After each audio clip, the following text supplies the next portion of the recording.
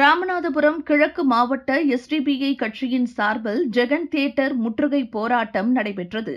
சமீபத்தில் திரையரங்குகளில் ஒளிபரப்பாகி சிவகார்த்திகேயன் நடித்திருக்கும் அமரன் திரைப்படத்தில் இஸ்லாமியர்களை பயங்கரவாதிகளாக சித்தரித்ததாக Social Democratic Party of India கட்சியின் ராமநாதபுரம் கிழக்கு மாவட்ட தலைவர் ரியாஸ்கான் தலைமையில் கண்டன ஆர்ப்பாட்டம் நடைபெற்றது. இந்த ஆர்ப்பாட்டத்தில் சிறுபான்மையினராக இருக்கும் முஸ்லிம்கள் மீது வெறுப்பை விதைத்து நல்லிணக்கத்தை கெடுக்கும் விதமாக திரையிட்டுள்ள அமரன் திரைப்படத்தை தடை செய்ய வேண்டும் என்று கோஷங்களும் எழுப்பப்பட்டது.